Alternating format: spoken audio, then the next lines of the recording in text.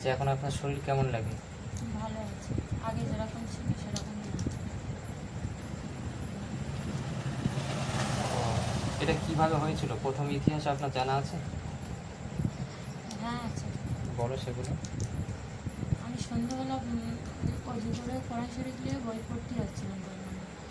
আর ওখানে গিয়ে একটা যেন কিরকম ওই একটা পুকুর মতন আছে, সেই পুকুরের ওখানে ভিতরে যেন যেরকম মানুষ গোসল করে না ওরকম একটা আওয়াজ হচ্ছে, আর কিরকম ঝটপট ঝটপট করছে। আচ্ছা আচ্ছা। এবারে যাদের বাড়ি আছে ওদের দরজা খোলা রয়েছে, কিন্তু ওখানে ভিতরে ঘরের মধ্যে আছে, বাইরে কেউ নেই।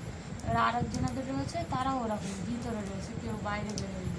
এবার আমি বেশ এখান থেকে অনেকটা দূর চলে গেছি, গিয়ে এবার আমি ফের ওইটা পিচ খেয়েছি। এসে আমি বলি কি এরকম করে গা ধোই ওখানে, তাও পানি টানি সেরকম নেই তো বলে, আর আমি এরকম রাস্তার এরকম জায়গায় গাছপালা আছে, ওরা কোন জায়গায় পাটা দিয়েছি, আর বইটা ভালো করে জড়িয়ে ধরে দিয়েছি দিয়ে, আর আমি এরকম করে দেখতে যেন চোখে একটা কিরকম একটা মতন লাগেছে, যেন সে অন্য একটা কিরকম মানুষের মতন যেন লাগে। আচ্ছা, যে এখানে আপনার আসার আগে যে আপনার গাড়িতে কয়েকজন মানে ধরে বেঁধে মতো এরকম নিয়ে আসলো, তো সে সময় আপনার জ্ঞান ছিল যে এতটা মানুষ আমার যে ধরে বেঁধে নিয়ে যাচ্ছে কেন, জানেন না?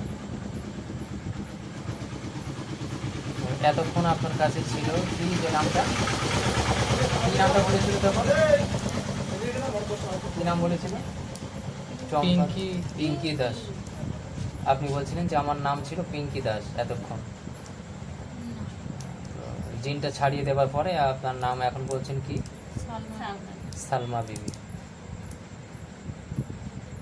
তো ঠিক আছে, এই পর্যন্ত।